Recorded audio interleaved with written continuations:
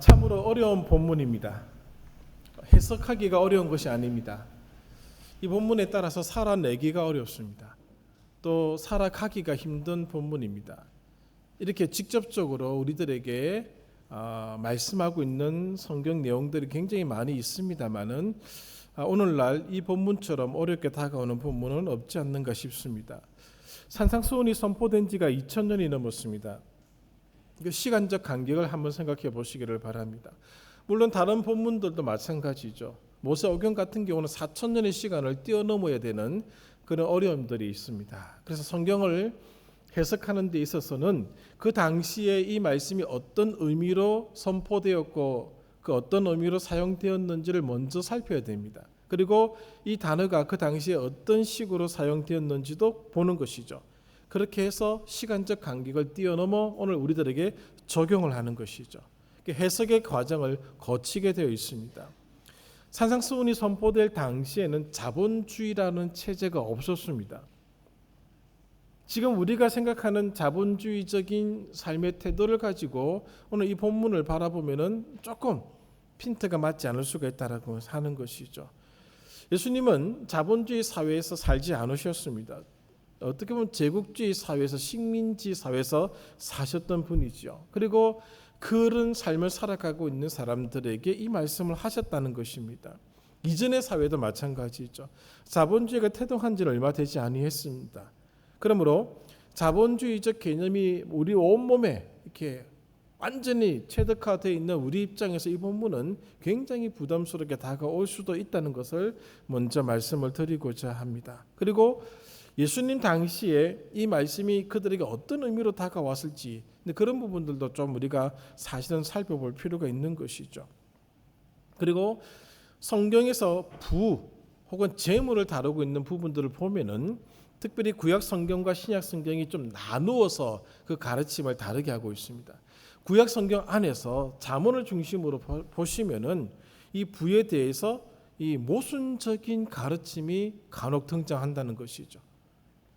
부가 하나님의 복임을 언급하는 구절들도 있고 또 거기에 매몰되지 않아야 된다는 가르침도 있다라고 하는 것입니다.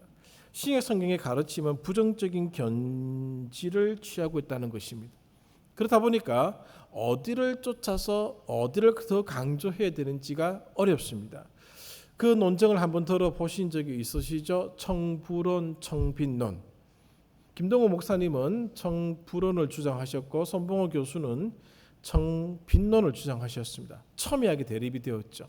어느 주장을 펼치든지 간에 다 성경 구절이 근거로 제시가 되었습니다. 그만큼 모순적, 대립적인 개념이 성경 안에 어느 정도 있다라는 것이죠. 물론 기독교라는 테두리를 벗어나서도 오늘 부에 대한 태도는 다 같지가 않습니다. 우리가 문학을 읽어보든지 아니면 드라마를 보든지 간에 어쩐지 좋습니다.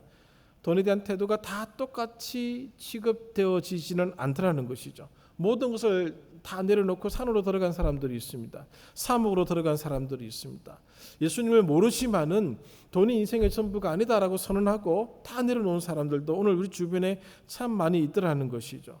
사람들은 졸부와 부자를 구분짓기도 합니다. 이것은 돈에 대한 태도가 한결같지는 않다는 것을 보여주고 있는 것이죠.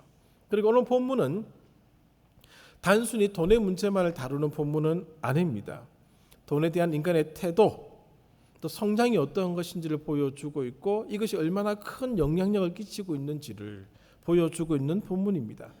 어느 시대나 누구나 돈과 소유를 싫어한 적은 없었습니다. 다 좋아하고 있죠. 그 전제를 가지고 오늘 이 본문을 다시금 바라볼 필요가 있습니다. 이의용 선생이라는 분이 쓴 글 중에 돈이 보낸 편지란 글이 있어서 한번 옮겨 부었습니다. 그대로 다 인용한 겁니다. 읽어드리겠습니다. 한번 쭉 들으시면서 돈에 대한 생각을 한번 해보시기 바랍니다. 당신은 언제나 나를 움켜쥐고는 나를 당신의 것이라고 말합니다. 그러나 따지고 보면 당신이 나의 것이지요. 나는 아주 쉽게 당신을 지배할 수 있습니다. 우선 당신은 나를 얻기 위해서라면 죽는 것 말고는 무엇이든지 하려고 합니다. 나는 사람들에게 있어서 무한히 값지며 보배로운 존재입니다. 물이 없으면 한 포기의 풀도 살 수 없듯이 내가 없으면 사람은 물론 이 세상의 모든 것들이 죽고 말 것입니다. 회사도, 정부도, 학교도, 은행도. 그렇다고 내게 어떤 신비의 생명력이 있는 것은 아닙니다. 나는 내 힘으로는 아무데도 갈 수 없지만 이상한 사람들과 수없이 만납니다. 그들은 나 때문에 서로 인격을 무시하기도 하고 사랑하기도 하고 싸우기도 합니다. 순전히 나 때문에 말이죠. 사람들에게 욕망이 없다면 나는 어쩌면 아무 쓸모가 없는 존재일지도 모릅니다. 그렇지만 나는 거룩한 일을 하는 사람들이나 가난하고 굶주린 이들을 돕는 선한 사람들, 환자들의 고통을 줄이려는 이들과도 만납니다. 나의 힘은 사실 무한하답니다. 부디 나의 노예가 되지 않도록 조심스럽고 현명하게 나를 다루십시오. 1998년도에 제가 사서 읽어본 책 안에 있는 글입니다. 한 번쯤 읽어보시고 정리해 보시면 참고가 되리라 판단되어서 인용해 보았습니다. 본문으로 들어가 보겠습니다. 본문을 보시면은 다시 한번 이 본문이 산상수훈이라는 사실을 잊어버리셔서는 안 됩니다. 산상수훈 안에 이 내용들이 있다는 것이죠. 자, 세례요한이 준비하였고 예수님이 문을 여신 하나님의 나라가 통치하는 세상에서 부 혹은 소유물을 어떻게 다루어야 하는지를 보여주고 있는 말씀입니다. 만약 인간이 소유하고자 하는 것과 부가 재물이 하나님 나라의 헌신을 가로막고 있다면 포기하라는 겁니다. 6장 24절을 제가 다시 읽어드립니다. 한 사람이 두 주인을 섬기지 못할 것이다. 한 사람이 두 주인을 섬기지 못할 것이다. 그러므로 하나님 나라의 백성으로 하나님의 통치를 받아 살아가는 사람에게 있어서 소유물이 부가 방해가 된다면, 장애물이 된다면 포기하라는 겁니다. 그것이 이 본문의 가르침입니다. 그리고 우리의 보물이 있을 자리를 언급해주고 있는데 19절을 보십시오. 너희를 위하여 보물을 땅에 쌓아두지 말라. 보물이 있을 곳은 하늘이라는 것이죠. 왜 이 말씀을 하시는가 하면 21절 때문에 그렇습니다. 우리 보물 있는 곳에 우리 마음이 있습니다. 근데 우리 보물이 땅에 있으면 우리의 마음도 땅에 있게 되는 것이죠. 우리 보물이 하늘에 있으면 우리 마음도 하늘에 있게 된다는 것이죠. 그러므로 우리의 마음이 우리의 삶의 모든 중심과 핵심이 하늘에 있게끔 하기 위해서는 하늘의 보물을 쌓아두어야 된다는 것입니다. 근데 우리는 이 땅에서 지금 현실적으로 경험하고 맛보고 느끼기를 원하는 것이죠. 땅의 보물을 쌓아두기 위해서 열심히 살아가고 있는 것입니다. 우리의 현실이고 상황이죠. 그러나 하나님의 나라를 살아가는 하나님의 백성들은 하늘의 보물을 쌓아두는 것을 하라는 것이죠. 이게 우선순위라는 것입니다. 여러분 그렇다고 오해하지는 마십시오. 예수님도 드셨고 사용하셨습니다. 도구로 사용하셨다는 점이죠. 돈을 벌지 말라는 것이 아니라는 것입니다. 원리와 원칙, 순서를 말씀을 드리고 있는 겁니다. 그리고 22절에 보시면 눈에 관한 내용이 나옵니다. 갑작스럽게 보물을 언급하다가 22절 눈은 몸의 등불이니 그러므로 내 눈이 성하면 온몸이 받을 것이요 23절 눈이 나쁘면 온몸이 어두울 것이니 이 눈에 관한 이 표현은 은유적인 표현입니다. 나쁜 눈은 질투, 시기, 탐욕을 가리킵니다. 그러나 온전한 눈은 시기, 질투, 탐욕으로서 자유로운 모습을 언급해주고 있는 것이죠. 그렇게 함으로써 오늘 우리가 재물을 사용하는 우리가 질투와 시기와 탐욕에 사로잡히지 말 것을 말씀해주고 있는 것이죠. 재물은 가치 중립적인 것입니다. 돈은 가치 중립적인 것입니다. 그 자체로 나쁘고 좋은 것이 아닙니다. 근데 그것을 사용하는 인간이 어떤 시선, 어떤 시각으로 사용하느냐에 따라서 완전히 달라지는 것이죠. 질투와 시기와 탐욕을 가지고 이 돈을 사용하게 되면은 끊임없는 분쟁과 갈등이 일어나게 되어 있습니다. 잠언 27장 20절에 이런 말씀이 있습니다. 사람의 눈은 만족하지 않습니다. 사람의 눈을 만족시킬 수 있는 것은 단 하나도 없다는 것이죠. 오늘 아침에 나오실 때 입을 만한 옷이 없었다고 느끼지는 것은 우리 눈 때문에 그렇습니다. 옷은 정말 많죠. 신발도 정말 많죠. 전도서 4장 8절을 읽어보십시오. 눈의 부요를 충족시킨 적이 단 한 번도 없다는 표현이 나옵니다. 안목의 정력이죠. 오늘 이것이 얼마나 큰 영향력을 지니는지를 말해주고 있는 구절이 22절, 23절입니다. 그러므로 성한 눈, 잠언의 표현에 따르면 선한 눈을 가지기 위해서 기도하라는 겁니다. 잠언 22장 9절에 선한 눈을 가진 자는 복을 받을 것이다. 왜냐? 오늘 질투와 시기와 탐욕으로부터 벗어난 자가 복된 자이기 때문에 이런 표현을 쓰고 있는 것입니다. 이 세상도 지나갑니다. 이 세상의 정욕도 지나갑니다. 이 세상에 우리를 만족시켜 주었던 모든 것이 다 지나갈 것입니다. 유일하게 남게 될 것은 하나님의 뜻을 행하는 자가 남게 될 것이다. 그렇게 말씀해 주고 있다는 것입니다. 그러므로 오늘 시기와 탐욕과 질투로 가득 찬 시각으로 재물을 사용해서는 안 된다는 것입니다. 24절에 보시면 하반절에 재물이라는 단어가 나옵니다. 돈 혹은 재산을 가리키는 아람어로 맘몬이라고 표현합니다. 맘몬. 맘몬 돈의 신을 또 가리키기도 하는 단어입니다. 그래서 24절 끝부분에 있는 하나님과 재물, 하나님이라는 신, 여호와 하나님이라는 신, 돈이라는 신, 이 두 신을 겸하여 섬길 수는 없다는 것이죠. 재물의 신을 섬기면 우상숭배라는 뜻입니다. 양자택일하라는 것이죠. 24절 다시 봅니다. 한 사람이 두 주인을 섬기지 못할 것이니 혹 이를 미워하고 사랑하거나 혹 이를 중히 여기고 경히 여김이라. 동시에 같이 할 수 없다는 것이죠. 하나는 포기하라는 겁니다. 하나만 선택하라는 것이죠. 양자택일을 말씀해 주고 있는 그런 말씀의 표현입니다. 이것이냐 저것이냐의 분명한 선택이 있어야 한다는 것이죠. 하나님은 그 어떤 경우에도 하나님과 경쟁하는 경쟁자를 허락하지 않습니다. 오늘 우리 앞에 두 주인이 놓여져 있습니다. 하나님과 맘몬이라는 신이 있다는 것이죠. 여기에 대한 오늘 우리의 결단과 결심이 있어야 된다는 것입니다. 우리는 단 한 번도 맘몬에게 있어서 자유롭지 못한 삶을 살아가고 있기 때문에 그런 겁니다. 저도 그렇고 여러분도 다 마찬가지죠. 단 한 사람도 예외가 아닐 것입니다. 그러므로 우리의 주인이 누구인지를 명확하게 선택하라는 겁니다. 그 주인의 통치를 받아서 살아가라는 것이죠. 여호와라는 주인의 통치를 받아 살아갈 것인지 맘몬이라는 주인의 통치를 받아 살아갈 것인지를 확실하게 선을 끄라는 것입니다. 그것이 오늘 본문의 말씀입니다. 그래서 초대에 말씀드린 것처럼 이 본문이 어려운 이유는 해석하기가 어려운 것이 아닙니다. 살아가기가 어려운 것입니다.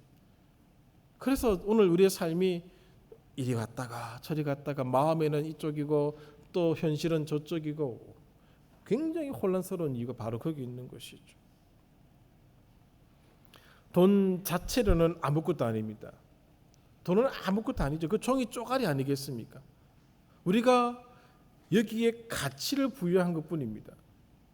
사실은 그전에는 물품과 물품을 나누어서 거래했었습니다.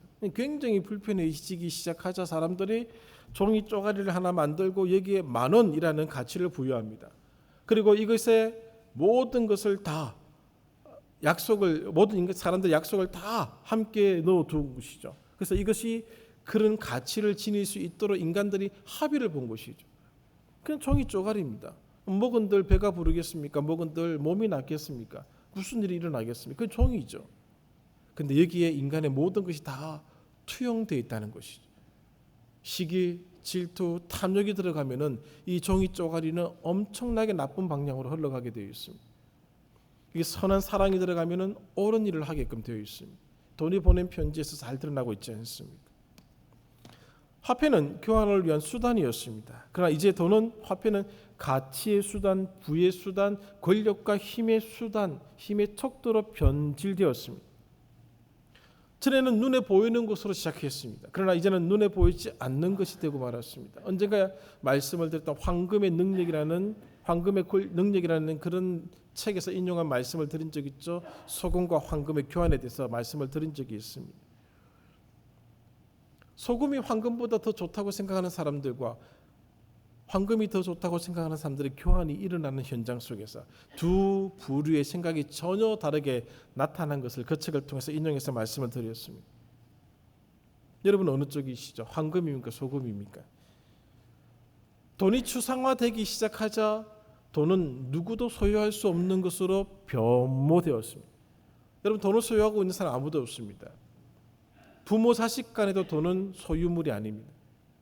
그 부모를 죽이고 자식을 죽이고 형제를 죽이는 일까지 돈 때문에 일어나지 않습니까? 돈의 윤리는 존재하지 않습니다. 돈 자체는 윤리적인 것이 아닙니다. 가치 중립적인 것이죠. 그러나 돈을 사용하는 자에 따라서 그 윤리적인 측면이 드러나게 되는 것이죠. 돈에 대한 태도 때문에 자본주의가 나오고 자유주의가 생기고 공산주의가 만들어지고 사회주의가 생기게 되는 것입니다. 돈 때문에 경제 체제까지 바꾸려고 하는 시도들이 지금도 끊임없이 일어나는 이유가 바로 거기 있는 것이죠. 그러나 인간의 탐욕과 밀접하게 결부되어 있는 이 돈의 문제는 결코 인간의 힘으로 풀어낼 수가 없습니다. 탐욕 때문에 그렇습니다. 돈의 위력이 어떤지 잘 알고 계시죠? 교회도 돈에 지배하여 들어가 있습니다. 그걸 극명하게 보여주고 있는 책 중에 하나가 자크 엘룰이라는 사람이 쓴 뒤틀려진 기독교라는 책을 보시면은 잘 나타나고 있습니다. 돈이 지배하지 않은 곳이 없습니다. 우리의 마음도 지배했습니다. 말씀드린 대로 가정에까지 침투하여 돈이 힘을 쓰고 있지 않습니다. 부모와 자식을 나누는 것이 돈이죠. 형제와 형제를 나누는 것이 돈이 되고 말았습니다. 돈은 세상을 지배하는 통치자, 주인이 되고 말았습니다. 거룩한 영역까지 침범했습니다. 인간이 돈을 축적하기 시작하면 지배하려고 합니다. 돈이 많은 자는 돈이 없는 자를 모욕해도 된다는 그런 착각 속에 빠져들기도 하는 것이 오늘 돈이 우리에게 영향을 끼치고 있는 현상 중에 하나인 것이죠. 돈이 많고 적음에 따라서 인격과 그 사람 됨됨이가 측정되는 그런 현실을 우리가 살아가고 있는 것이죠. 돈 앞에 국가도 무릎을 꿇었습니다. 예술? 이미 돈 앞에 무릎 꿇었죠. 법? 다 알고 있지 않습니까? 유전, 무죄, 무전, 유죄.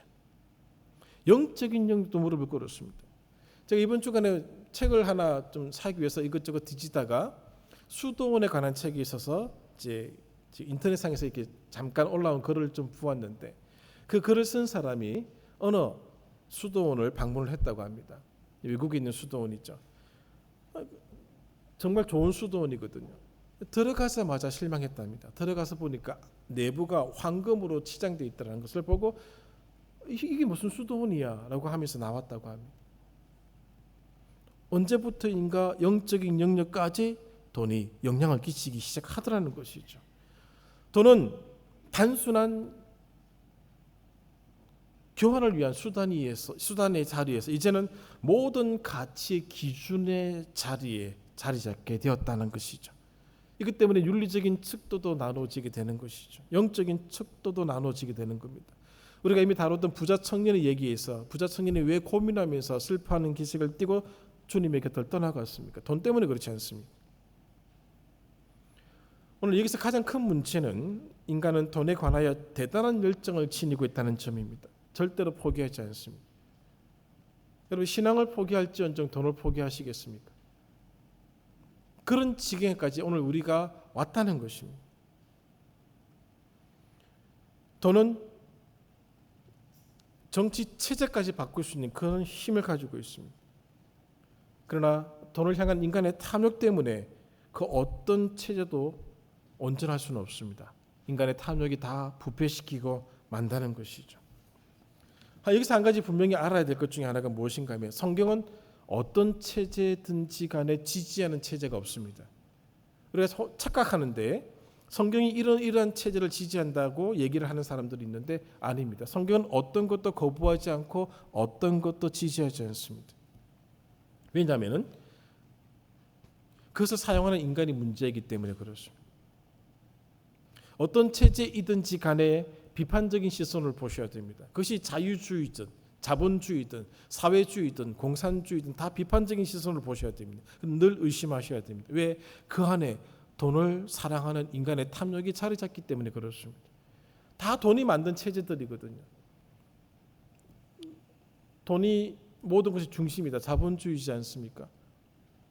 아니다. 나눠야 된다. 공산이지 않습니다. 오늘 그것을 사용하는 인간의 문제이지 그 체제의 문제는 아니다라고 하는 것이죠. 그래서 성경은 그 어떤 것도 지지하지 않고 어떤 것도 거부하지 않는 것입니다. 예수님과 예수님의 제자들이 사셨던 그 시대에 대해서 한 번도 그 정치 체제에 대해서 말씀하신 적이 없습니다. 사도 바울도 마찬가지죠. 이제 그 다음 문제로 들어가서 돈과 그리스도인들의 관계를 생각해 볼 필요가 있습니다. 현대에 들어와서 그리스도인이 돈을 축복의 증거로 삼았다는 데 문제가 커졌습니다. 돈 이꼬르 축복이라는 것이죠. 그런 등식을 만들었습니다. 돈의 영적인 가치가 깃들어 있다고 여길 정도가 되었습니다. 돈과 재물이 하나님의 은혜라고 여기는 현상이 오늘 예배당 안에 팽배해졌다라고 하는 것이죠. 우리가 하나님의 복을 받았는지 복을 받지 않았는지가 돈으로 평가되고 있는 현실을 살아가고 있습니다. 그래서 모든 그리스도인들의 기도 제목 중에 동일한 것이 부자가 되게 해달라는 것이죠. 직접적으로 부자가 되게 해달라고 하기에는 참 낯뜨거우니까 돌려서 표현합니다. 다 한 번쯤은 다 해보셨죠. 나는 아무 생각 없이 복권을 살 테니까 당첨되게 하는 것은 알아서 하십시오. 뭐 그런 식의 다 우리의 그런 마음들이 다 있다라고 하는 것이죠. 그리스도인들도 하나님 차원에서의 성공과 세상 차원에서의 성공을 구별하지 않고 일치시키고 있는 것이 교회 현실입니다. 그러나 하나님의 차원에서 성공, 세상 차원에서 성공은 다른 겁니다. 하나님의 입장에서 바라볼 때에 오늘 우리가 망하는 것이 성공일 수도 있습니다. 사도 바울이 고린도전서 15장 31절에 뭐라고 하고 있는가 하면 나는 날마다 죽노라. 죽는다면서 망한다는 겁니다. 나는 세상에 대해서 날마다 망한다는 것이죠. 세상의 권력에 대해서 망하는 것이고 세상의 재물에 대해서 사도 바울은 망한다고 선언하고 있는 것이고 세상의 명예에 대해서 자기는 망한다고 선언하고 있는 겁니다. 그가 가진 세상의 것은 아무것도 없었습니다. 예수님을 보십시오. 세례요한을 보십시오. 무엇을 가지고 계셨습니까? 세상에 대해서 망했던 자들이 바로 이런 자들이었습니다. 그래서 그는 평생에 기도하기를 나는 날마다 망하노라 죽노라라고 고백했던 것이죠. 이것을 알기에 우리는 돈보다 하나님을 더 사랑한다는 걸 말로서 구별짓고 싶어합니다. 나는 돈을 더 사랑하지 않습니다. 하나님을 더 사랑하는 자입니다라고 얘기한다는 것이죠. 그러나 사실은 그 내면의 깊숙한 곳에 돈을 사랑하는 모습이 있다는 것이죠. 그래서 오늘 본문은 한 사람이 두 주인을 섬기지 못할 것이다라고 아예 대놓고 선포하고 있는 겁니다. 혹 이를 미워하고 저를 사랑하거나 혹 이를 중히 여기고 저를 경히 여김이라. 하나 선택하라는 것이죠. 너희가 하나님과 재물을 겸하여 섬기지 못할 것이다. 그러나 오늘 돈에 대한 우리의 태도는 어떠합니까? 여전히 변하지 않은 모습으로 돈을 사랑하고 있는 것이 사실입니다. 그럼 어떻게 해야 될 것인가? 돈이 목적이 되지 않도록 하자는 것이죠. 그렇게 기도하십시오. 돈을 잘 벌게 해달라고 기도하시되 그것이 목적이 되지 않도록 그것이 하나님의 영광과 그의 나라를 위하여 사용될 수 있도록 기도하시고 그것이 어떻게 드러나는지는 자신의 모습을 통해서 확인할 수 있을 것입니다.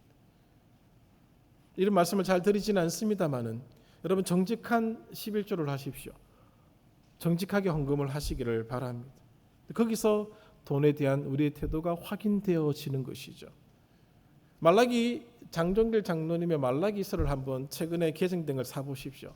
거기 제가 쓴 글이 하나 있습니다. 레위기를 통하여 본 11조 개념을 적었습니다. 레위기 속에 11조를 강조하는 까닭이 어디에 있는가 하면은 2017년도에 레위기를 강론하고 난 뒤에 제가 딱 떠오르는 생각이 있어서 쭉 정리를 한 것인데 그걸 실어 주셨습니다. 하나님이 왜 11조를 허락하셨을까? 연결시키는 겁니다. 엮어내는 겁니다. 하나님을 향한 신앙적인 태도와 이 땅에서 살아가는 삶의 태도를 그거로 엮어버리는 겁니다. 백성들이 11조를 하지 않으면 레위인들이 굶어 죽습니다. 레위인들이 11조를 하지 않으면 제사장들이 굶어 죽습니다. 제사장들이 11조를 하지 않으면 대제사장이 굶어 죽습니다. 엮어버린 겁니다. 신앙의 척도로 주신 것이죠. 11조를 하니까 복을 받더라 그런 개념으로 주신 것이 아닙니다. 그들의 신앙의 현재 상태를 늘 점검하는 수단으로 11조를 주신 것이 우선적인 것입니다. 오늘 돈이 만몬이 목적이 되지 않도록 기도하시고 진짜 그렇게 살아가기 위해서 노력을 하셔야 됩니다. 하나님에 대한 충성은 영적인 것에만 국한되지 않습니다. 세상에 속한 것들까지도 다 포함된다는 사실입니다. 그것으로 보기에 우리에게 돈이 주인 같습니다. 그러나 만몬 저 너머에 진짜 주인이 서 계십니다. 예수님을 시험했던 사탄이 마태복음 4장에서 돈에 관계된 것을 사용하고 있는 것을 보셨지 않습니까? 이 돌들을 떡으로 만들어라. 경제적인 문제를 다루고 있는 것이죠. 돈보다 앞서는 것이 있습니다. 은혜입니다. 이미 우리가 살펴보았던 마태복음 18장 1만 달란트 빚진 자 100데나리 빚진 자 비유에서 왕이 은혜를 베풀어 주시죠. 경제 논리로 그를 접근하지 않습니다. 은혜로 접근하는 것이죠. 그래서 용서가 일어나는 겁니다. 하나님께는 은혜를 받기를 원하시면서 우리의 세상은 경제 논리로 이 땅을 만들어가고 있는 그런 모순을 우리가 이제는 깨트려야 한다는 것이죠. 돈의 법칙이 세상을 주관하는 것이 아니라 은혜의 법칙이 작용하는 세상을 만들어 가야 한다는 것이죠. 그렇게 하기 위해서는 오늘 마태복음 6장 24절에 기록되고 있는 것처럼 두 주인을 섬겨서는 안 된다는 것입니다. 말씀을 정리하겠습니다. 돈이 지배하는 세상은 엄연한 현실입니다. 너 돈 없이 살아봐 라고 외치고 싶은 마음이 마음속에 들 것입니다. 그러나 오늘 우리는 성경의 가르침을 따라가는 사람들이죠. 현실은 만문을 주인으로 삼아서 살아가라고 가르치고 있습니다마는 성경은 너의 주인을 분명하게 선택해라고 말씀하고 있다는 것이죠. 이 두 세계 사이에서 우리는 충돌하고 따라가고 충돌하면서 갈등하고 기도하고 살아가고 있습니다. 어디에 어떤 길을 걸어가실지를 선택하라는 것이죠. 만문을 따르면 우상 숭배입니다. 잘못된 길이라는 것이죠. 하나님을 따르면 비현실적인 것입니다. 그러나 그것은 진리고 생명의 길입니다. 그래서 필요한 것이 두 가지가 있는데 한 가지가 믿음입니다. 또 하나가 만족입니다. 만족하십시오. 어제 먹었던 반찬이 올라오더라도 만족하면은 아무런 문제가 되지 않습니다. 어제 입었던 옷을 입더라도 만족하면은 괜찮습니다. 비를 피할 수 있는 집이 있으면 만족하면 되는 것이죠. 근데 우리는 만족하지 않습니다. 더를 요치고 있는 것이죠. 이스라엘 백성들이 광야 40년 동안 먹었던 음식을 생각해 보십시오. 똑같은 걸 40년 동안 먹었습니다. 똑같은 옷을 입었고 똑같은 장소에서 잠을 자고 똑같이 광야에서 살았습니다. 그것이 복이라고 성경은 말씀하고 있습니다. 근데 우리는 또 어떤 복을 더 받기를 원하십니까? 옷 1000벌 있어야 되겠고 신발이 10,000쪽 있어야 되겠습니까? 집이 10,000평이나 10,000개나 있어야 되겠습니까? 만족하셔야 됩니다. 내 은혜가 내게 족하도다. 하나님의 은혜가 이미 족하다는 사실을 아셔야 된다는 것이죠. 은혜가 지배하는 세상을 만들어야 되는 것이죠. 이 사회가 왜 어렵고 힘들고 갈등이 극에 치달았고 어려움이 지속됩니까? 만족이 없습니다. 은혜가 없는 것이죠. 성경은 분명하게 우리들에게 말씀해 주고 있습니다. 너희가 하나님과 재물을 겸하여 섬길 수 없다는 것이죠.